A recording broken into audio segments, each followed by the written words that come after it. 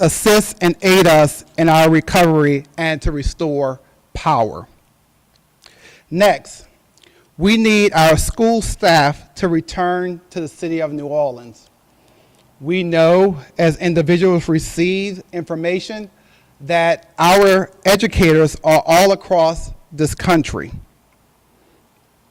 I hope that each of you, that you are healthy and able and ready to receive your students back.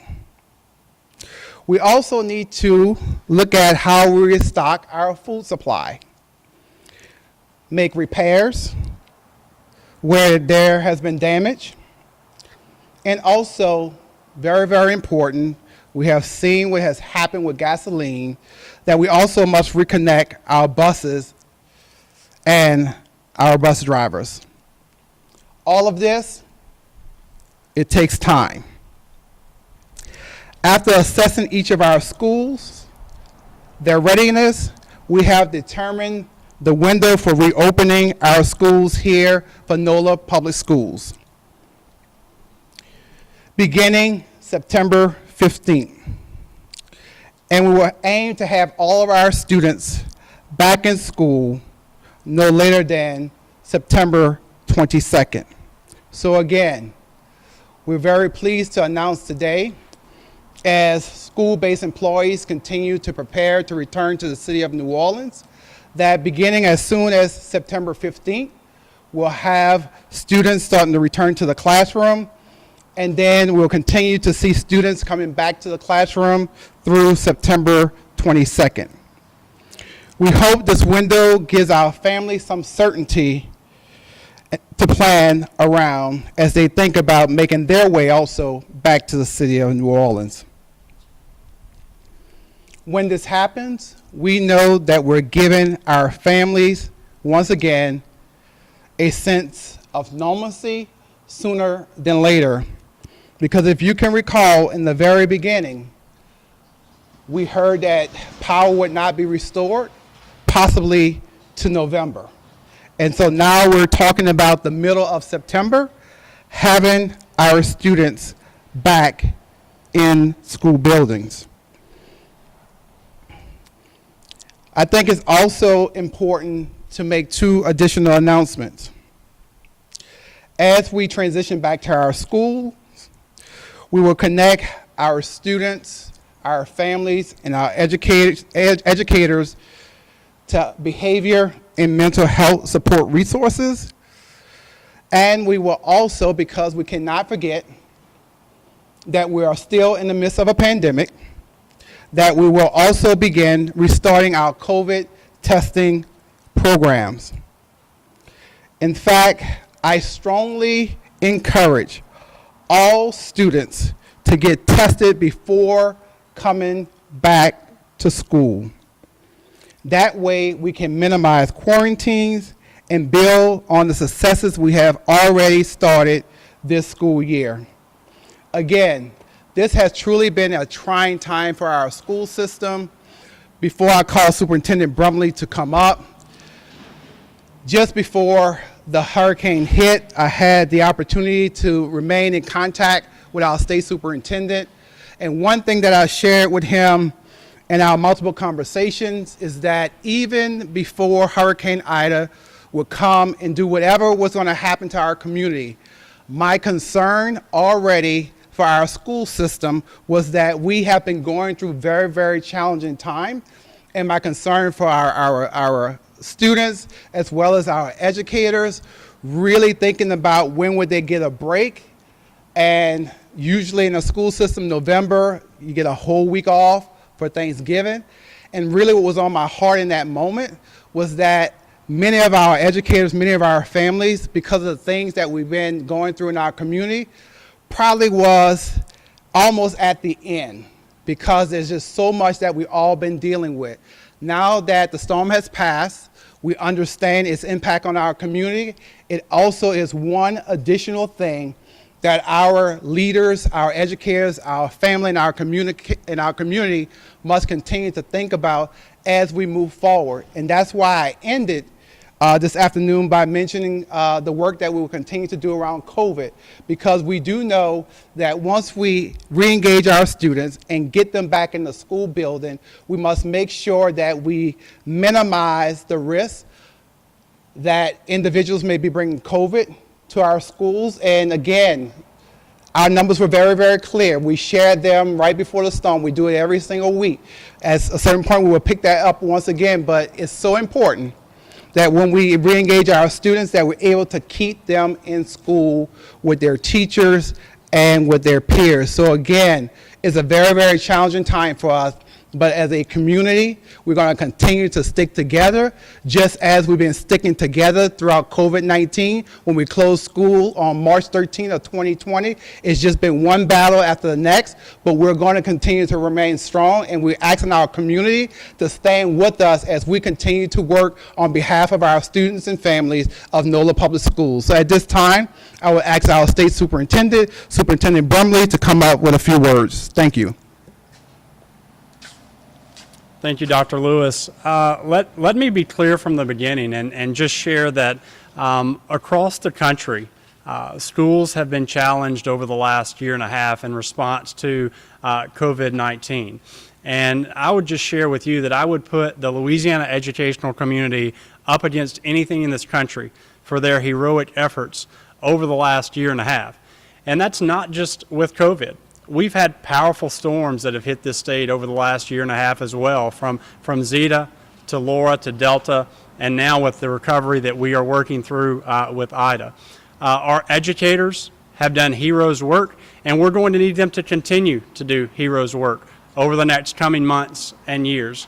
We know that our students did lose a little bit in terms of their learning over the last 2 years, but we also have a really strong plan in place for academic recovery and acceleration. And I'm thankful to be here today with Dr. Lewis, but also various leaders from within this community who are working hard every single day with students.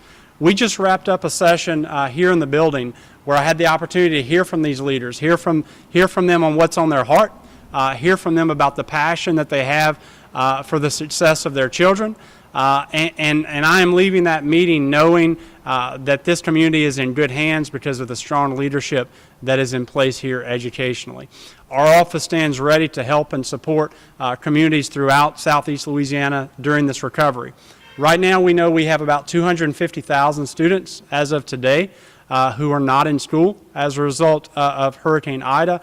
And we are hopeful that by this time next week, we're under 200,000, so that those numbers will continue to improve, because what we know is that as our students move away from their schools, move away from that level of instruction, those mental health supports, those nutritional supports, their friends, their teachers, their community, their student outcomes and their well-being outcomes suffer. And so we need to get those kids back with us as soon as we possibly can.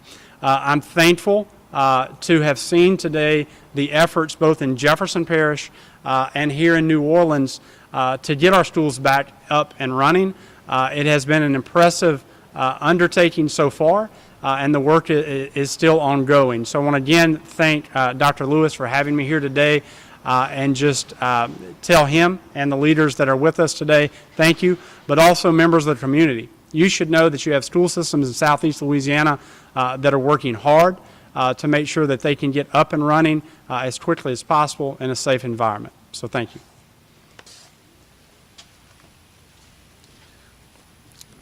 Thank you, Superintendent Brumley, for your support. And as I continue to work with our leaders here in the school district, as well as our school leaders, we will continue to call upon you as we continue to recover from not only, I would say, Hurricane Ida, but also our continuous fight against COVID-19 in our community to make sure that our school system can continue to move forward.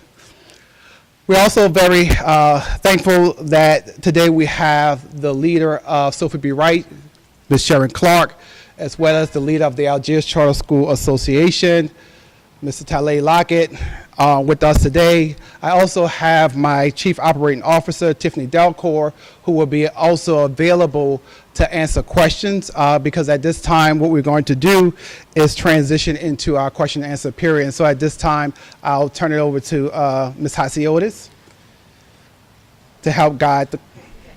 Oh, Christy, thank you. No problem. Okay, we're going to open up the floor for questions.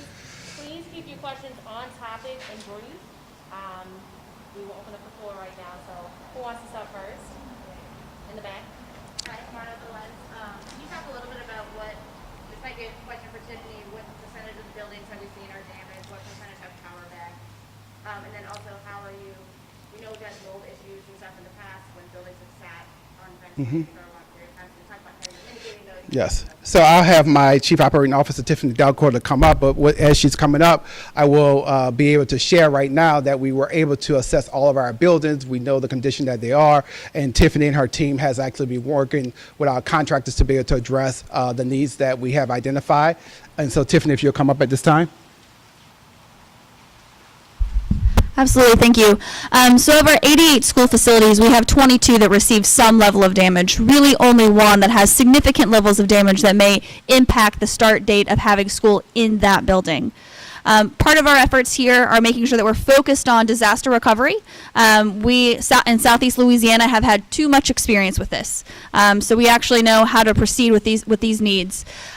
We are assessing every building's need of when they're able to have power restored. So far, about half of our buildings have power restored. Entergy is providing daily updates on when power is restored and also changing their estimated timeline of restoration for us. So we have a live and real-time connection with Entergy on that work. For mitigating any secondary issues that may be a result of this prolonged power outage, not necessarily Ida storm damage, is we have our disaster services contractor, Guarantee Restoration, who we've had on contract for the past couple of months to be at our call in the need like we have today. For example, Douglas High School has had significant damage. We have multiple generators, multiple dehumidifiers. If you were driving around that campus, you would see a lot of equipment out front.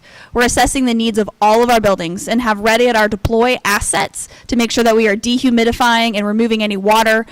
Over the weekend, we stayed focused on removing wet materials from all our buildings and then started the dehumidification process. This building right now, we have a 1 megawatt generator hooked to this building to make sure that it can function as our command center. And as power is restored, we'll break down those generators and move those assets as necessary. Before any student returns to a school building that had water intrusion, we will have an environmental clearance performed before we return any students and staff. And that is a commitment that we've made as we've all learned how this works, and we've been doing this work for a few years now. So we're actually meeting right behind me. My team in our command center is meeting with our various environmental contractors to review that framework and review those actions. Thank you.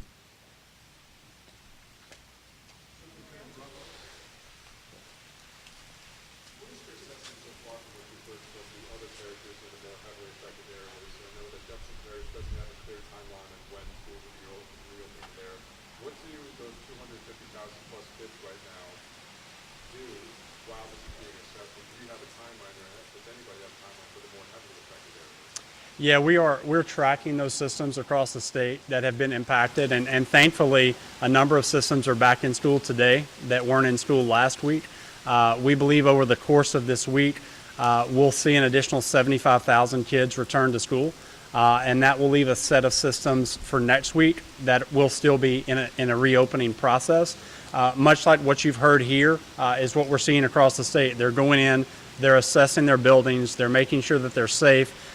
In the event that a building has structural damage that will prevent them, they're looking at alternative facilities. They're looking at other ways to modify schedules to get those students in a facility as soon as possible.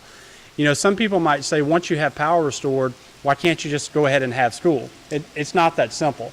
You have to have power, you have to have water, you have to have your staff back. You need commodities to be able to have cafeteria, breakfast, and lunch. You need diesel for your buses.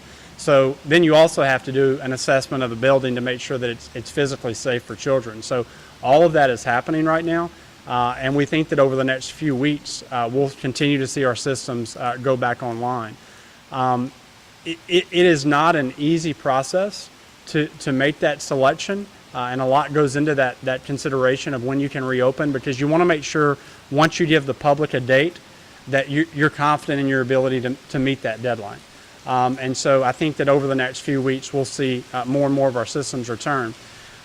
In Jefferson, for instance, they were heavily impacted by the storm in terms of structural damage. And you can see that not just in their schools, but in their community as well. And so I know that they're having to have additional considerations around what might they need to do with students who attend some of those schools to make sure that they're able to return instructionally as soon as possible. Do you have any guesstimates on that? Just understanding the level of damage, say the Bruce, Terrebonne, and Jefferson. I mean, we're seeing New Orleans coming back roughly in a week or so. Yeah. But what about those other districts? Yeah, I need to let Jefferson speak for Jefferson. I would think that a target as ambitious as what we're able to set in Orleans probably is not doable for Jefferson, just being on the ground there today. I'll be on the ground in Terrebonne and Lafourche tomorrow, and I'll have a better sense of that tomorrow. What I can tell you about Jefferson after being there today is in meeting with the superintendent and meeting with various board members, they are very concerned about getting their kids back to their facilities as quickly as they possibly can.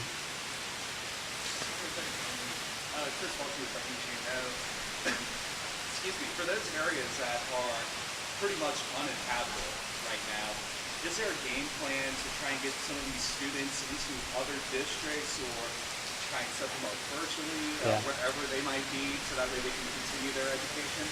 Yeah, so we put out guidance at the end of last week so that systems throughout the state would be able to enroll students who are displaced temporarily or permanently. And so systems throughout the state right now have the ability to enroll students who have been displaced through this storm. That's the case in both traditional public and public charter throughout the state of Louisiana. We don't want a family to be displaced and not have the ability to have their kid in school, so we're making that an option throughout the entire state.